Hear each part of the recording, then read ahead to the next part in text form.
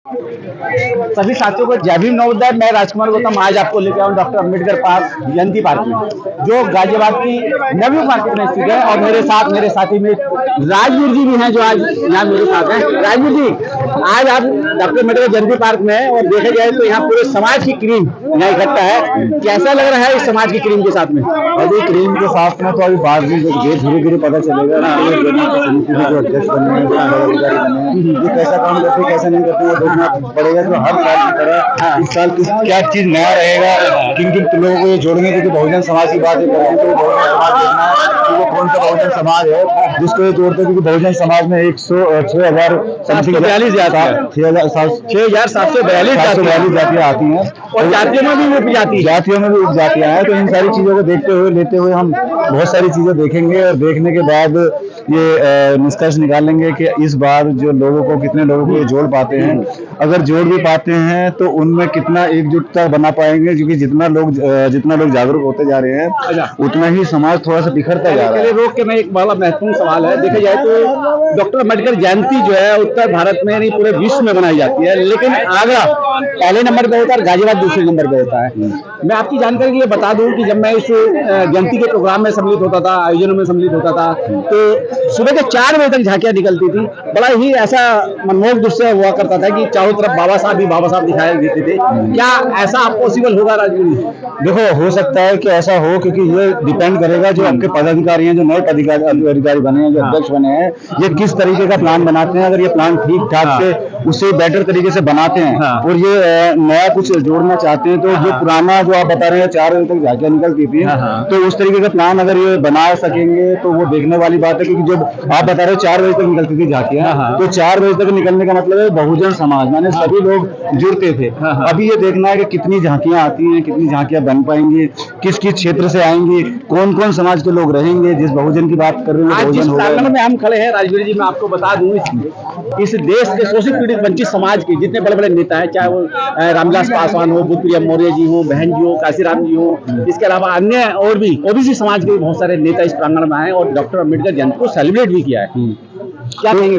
तो इस बारे में हम थोड़े से अब जो पुराने लोग हैं हम उनसे बात करेंगे। हमारे साथ ठेकेदार जी हैं, हम ठेकेदार जी से बात करेंगे। ठेकेदार जी, ये बताइए कि ये जो जयंतियां मनाई जाती हैं, इन जयंतियों में हम ये जानना चाहते हैं कि पहले में और अभी में क्या फर्क है और आने वाले समय में क्या रहेगा इसमें, और इस बार क्या नया दिखने को मिलेगा, क्योंकि सब आपके संरक्षण में होने वाला है। बात ठीक है आपकी बात से सहमत हूँ। मैं तो ये चाहता हूँ कि इस बार जयंती में न्याय होना चाहिए। जो हमारे महापुरुष हैं उनके दिशा निर्देशों को मानते हुए, उनके कार्यकलापों को मानते हुए, उनके आदर्शों को के आधार पर झांकियां निकले, जो हमारा संदेश जाए। दूसरा, डीजे वगैरह पर इस पर बैन लगना चाहिए। होगा एक आध हमारे लोग क्या करते हैं कि और कुछ नहीं तो डीजे ले लिया, उससे दारू पी पा करके लोग उत्पाद बचाते हैं ज्यादातर और हमारे समाज की बदनामी होती है। उस पर थोड़ा ब्रेक लगना चाहिए। ये हमने अध्यक्ष साहब से अपील करी थी। तो जिस तरह से जो समाज की बात करते हैं कि समाज के सभी लोग जुड़ रहे हैं, तो किस किस तरीके के समाज में देखो, हमारे सभी जाते ओबीसी एससी एसटी सारे लोग हैं, तो वो लोग उनको हम साथ मिलकर करना चाहिए। सभी सबको आना चाहिए, समझे। वो सब हमारे ही कैटेगरी के हैं, लेकिन अपने आप को अलग माने, लेकिन हम नहीं मानते। तो उसको साथ मिलकर चाहिए। ये जो हमारा राष्ट्रीय पर्व है उसको सबको मिलजुल कर मनाना चाहिए।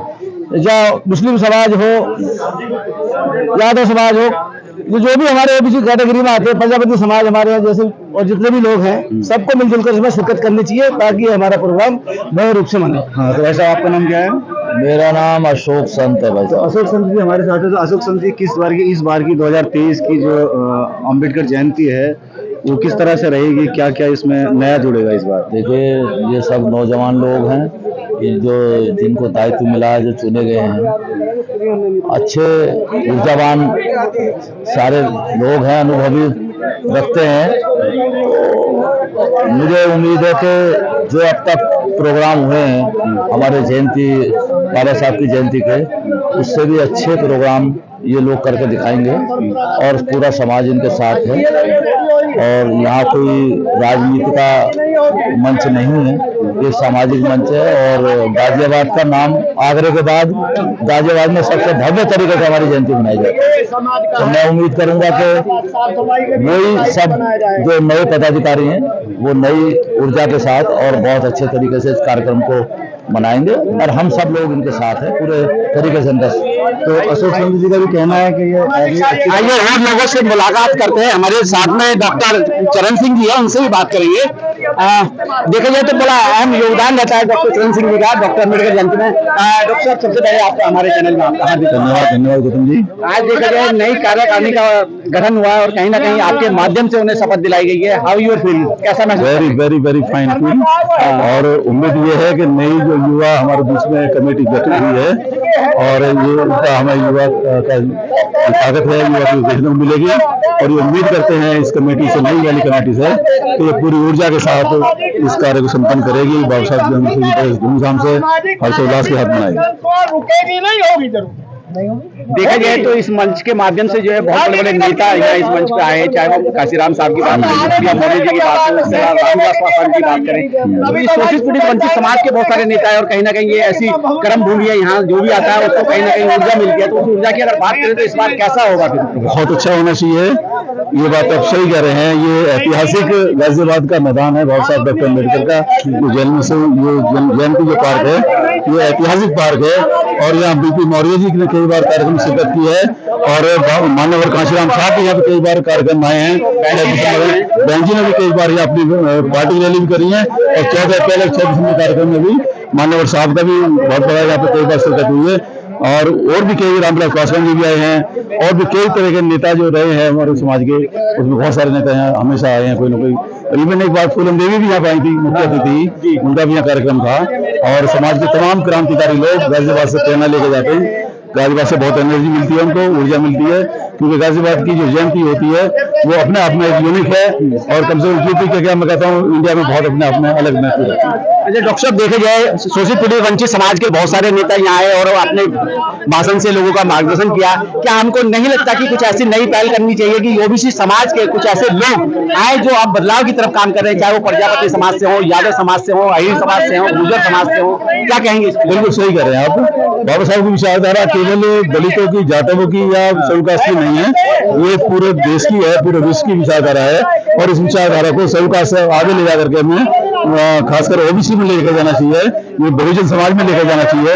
जो मानव काशीराम साहब बाबा साहब का भी ये सोच थी कि इस विचारधारा को, जो मिशन है, इस मिशन को आगे बढ़ाने के लिए हमें ओबीसी के साथ जाना है। आखिर में चलते चलते कुछ ऐसे संदेश वाली बात की जाए, इस देश का युवा पथभ्रमित है, कहीं ना कहीं जो है कुछ ऐसे संगठनों में जाके पार्टिसिपेट कर रहा है जो ओबीसी मतलब शोषित पीड़ित वंचित समाज की विचारधारा को शामिल कर रहा है। मेरा इसमें गौतम जी मानना है कि बाबा साहब को हमें पढ़ना चाहिए और उनकी विचारधारा को सीखना चाहिए।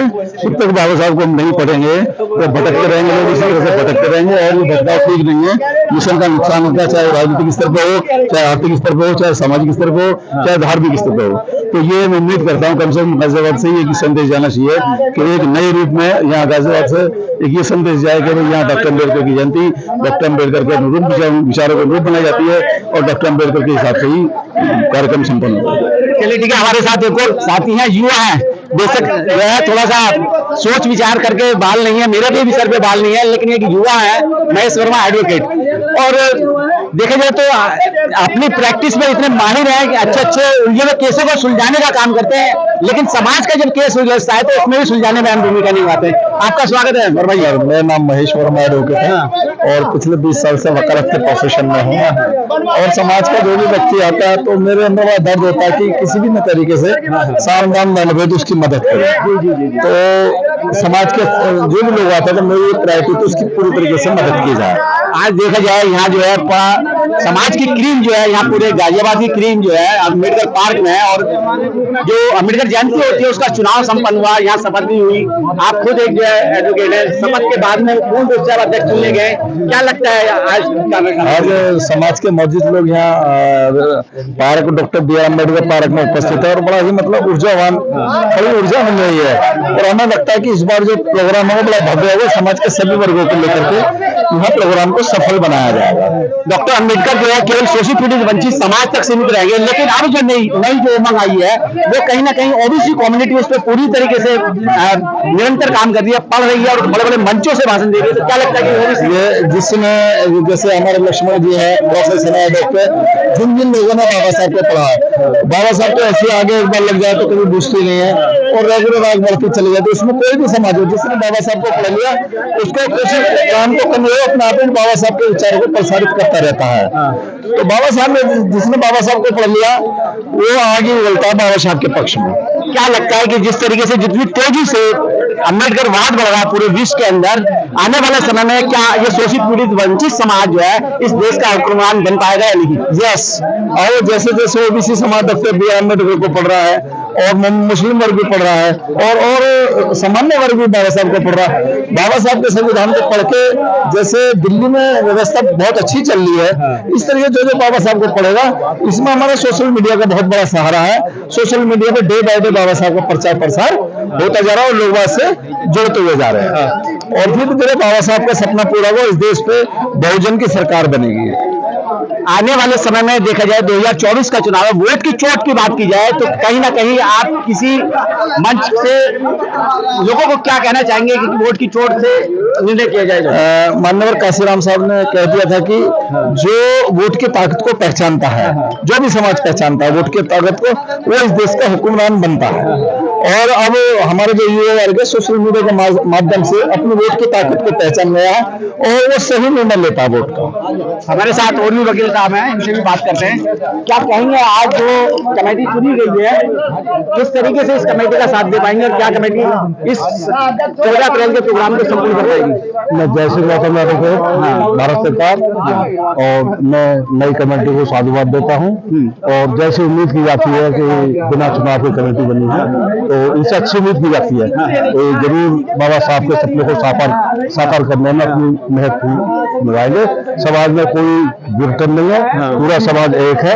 जैसा कि कई साल पहले चुनाव में संघर्ष हुआ था वो नहीं है। तो बाबा साहब के सपने को पूरा करने के लिए तथागत का जो धर्म है, बाबा साहब ने जो उसे अंगीकार किया है तो बाबा साहब के बताए मतलब के अनुसार ही हम सब लोग तथागत की सेवा में रहते हैं। तथागत का धर्म शील समाधि प्रज्ञा ये सब हम लोग अपना कम खाओ गम खाओ तो अपदीपो भाव पे चलता है। बाबा साहब डॉक्टर बी आर अम्बेडकर ने हमें इस उत्तर भारत में देखा जाए आगरा पहले नंबर पे होता है जयंती के मामले में, दूसरे नंबर पर कभी गाजियाबाद का नंबर हुआ करता था, लेकिन कहीं ना कहीं हम थोड़ा सा पिछड़ रहे हैं। क्या इस बार जो कमेटी चुनी गई है उस पर ही पार्टी को थोड़ा सा आगे बढ़ाने का काम कर पाएगी या नहीं कर पाएगी? मेरा निश्चित मत है कि गाजियाबाद प्रथम रहेगा प्रदेश में।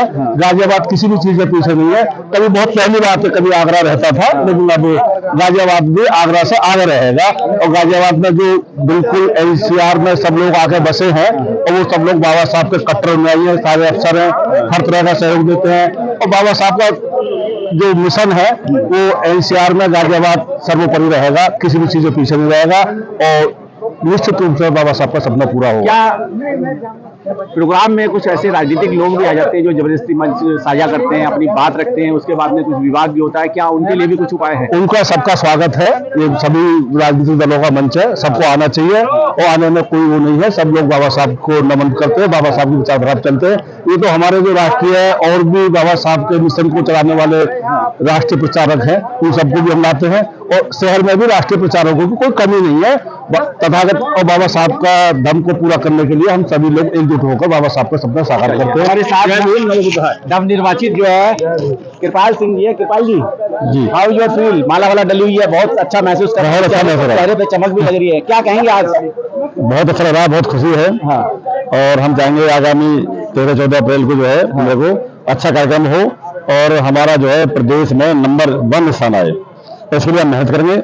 बिना अर्थ के कुछ नहीं हो पाता और आर्थिक सहयोग से ही सारे काम संपन्न होते हैं। क्या लगता है अर्थ के लिए कितनी दौड़ लगाई जाएगी, कितनी मेहनत की जाएगी, कैसे पैसे की व्यवस्था होगी? अर्थ के लिए पूरी व्यवस्था की जाएगी, सब लोगों से अनुरोध किया जाएगा, सभी समाज के लोगों से अनुरोध किया जाएगा और इसका अर्थ की व्यवस्था बड़े मजबूत की जाएगी। इस बार 3 दिन का प्रोग्राम होता है, बहुत प्रोग्राम होता है, सांस्कृतिक भी होता है, इसके अलावा धार्मिक भी होता है, इसके अलावा जो है राजनीतिक भी होता है। तो इस बार का जो प्रोग्रामों का जो सिस्टम रहेगा वो किस तरीके से रहेगा? क्या इस बार ऐसे ओजस्वी वक्ता लाए जाएंगे जिससे जो है गाजियाबाद की जनता में उबाल आ जाए? ओजस्वी वक्ता लाए जाएंगे, राजनीतिक भी गैर राजनीतिक भी सभी को आमंत्रित किया जाएगा और इस बार और सालों की अपेक्षा अच्छा व्यवस्था की जाएगी, जिससे कि लोग समझे कि हाँ कोई बहुत बढ़िया व्यवस्था हुई है गाजीपुर में, और उसकी कमी नहीं हो जाएगी, पैसे की कोई नहीं हो जाएगी। इसके लिए तन मन धन से पूरा सहयोग लिया जाएगा सबका। आखिर में चलते चलते कुछ कहना हो, इस बार आपको एक ऐसी जिम्मेदारी मिली है समाज की, क्योंकि समाज की जिम्मेदारी से लोग कोसों दूर भागते हैं, लेकिन आपने उसको स्वीकार किया है, तो उस जिम्मेदारी को निर्वाह करने के लिए कितना संघर्ष करेंगे, कैसे उसको निर्वाह कर पाएंगे? इसके लिए बिल्कुल तन मन धन से सेवा करेंगे और बढ़िया व्यवस्था कराएंगे इस बार, और सालों से सबसे अच्छा व्यवस्था कराएंगे, जिससे लोग समझे आकर्षित हों कि भाई जो इस बार सभी अच्छा कर गया है। ठीक है, चलिए, ठीक है, धन्यवाद।